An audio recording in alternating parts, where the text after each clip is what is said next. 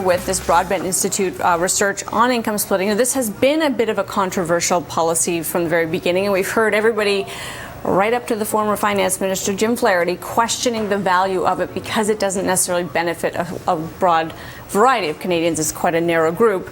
And now you have, we can call it a left-leaning think tank, I think that's fair to say, center-left at least, saying that is extremely true, putting real numbers on it. The very wealthiest tend to benefit more, so they say what it actually does is create income inequality. That two-letter phrase that's on the tip of every left-leaning think tank's tongue in the country. Amanda, look, this may not be the ideal policy. It may need some tweaks, but surely you think it's a good idea to use our tax system to keep families together, to encourage family formation, to achieve social goals and ends. Actually, no. I don't think. Well, let's have a debate. That's actually a good place to start. Should the tax system be used to modify behaviors? Is the intent of the tax system to shape social agenda? And I think the answer to that is a resounding no. The point of the tax system should not be to change your behavior. So this is a government that has pursued that agenda, and I guess you would agree with all of it. I don't think you should get credit for putting your kids into sports programs. I don't think you should get credit for home improvement. That's not actually what the tax code is for. It's for redistribution. It's for paying for basic infrastructure. It's for paying for things that we all share. But to try to change our behavior through it, that's where you start to get into social engineering that is very popular with this government, but is quite offensive to some. No argument for me on social engineering, but wouldn't you say there are certain things in a society that are important? One of them is families. The idea that people come together, that they have stable relationships, that they raise children within those relationships that benefit all of us because of their stability, because of the existence of families. A single mother, were prepared to agree with you that that is an important thing. Well, families can include single moms and single dads. And I do agree that family structure is important and that good, strong social values are important. The tax code is not the way to pursue it.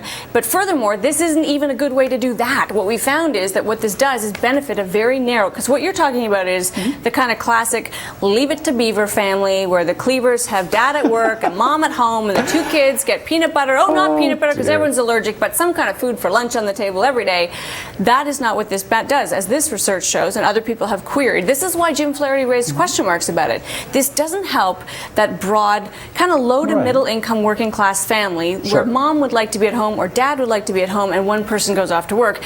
What this helps is the investment banker with the cheerleader wife. That's what this helps. This helps the person who never was going to work and the guy that makes. Of you, Amanda. What if the investment banker is a woman and the guy's a cheerleader? And the plumber wife. I don't care. Actually, plumbers make a lot of money. But what's the equivalent of a cheerleader? I have no idea. But the point is, the super rich spouse with the spouse that's not working at all, they make $7,000 off of this, whereas most families make $700. So when it says it propagates income inequality, that's what they're talking about. The people who need it the least benefit the most. Is it the ideal policy? Is it constructed in the right way? I don't know. I'm going to reiterate that. The people who need it the least benefit the most. If that's not the definition of bad policy, I don't know what is. But you're saying they benefit in the context of that tax year. What about society benefiting from people, again, having stable families? That is a goal that every society tries to promote time immemorial. Let me rewind to this group. Let me just rewind to this same group that's going to benefit the most, the wealthy person working, the person already at home.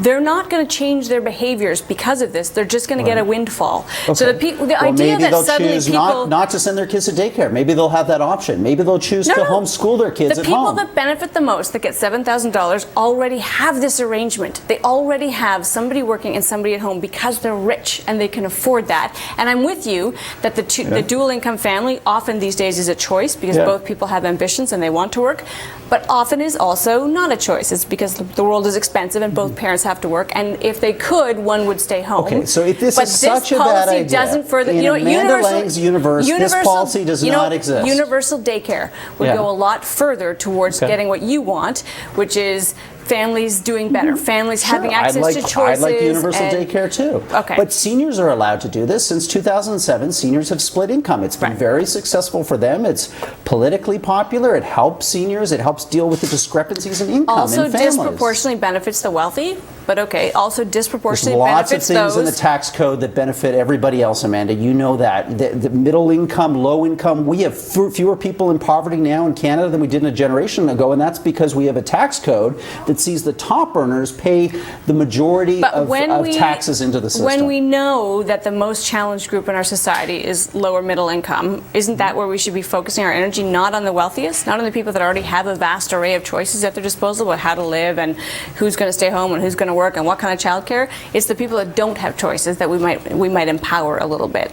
No? Okay, you've beat me into submission. But you know what? For a nanosecond. I applaud you for your effort at defending this. What's going to be interesting to me, actually, just on a kind of the political side of this, is whether they will be able to continue forward with this. They're going to have to change it. I mean, for instance, what if they allowed a single mom to split income with a child, not necessarily a spouse? That gets to your questions about social inequality, about this just benefiting the rich. I think there's ways to tweak this, but I think you and I are always going to have this debate. I think governments should be able to use the tax code to further social ends, to further ideas about how a good society should work. Back to my universal daycare, maybe what we should have is a child care subsidy. Well, and if we have that. If you want to stay, but maybe it should be increased. And if you want to stay home, you get it. And if you want to go to work, you can apply it to a day. Maybe you get a voucher for child care, but it could go to you as income if you stay home. I've got nothing wrong, nothing against the choice of helping people stay home if that's what they want, because a lot of people want to raise their children themselves. It's just this doesn't actually further that agenda. It helps the very rich. It's a step. It's trying to do something. And by the way, I did not mean to denigrate cheerleaders everywhere.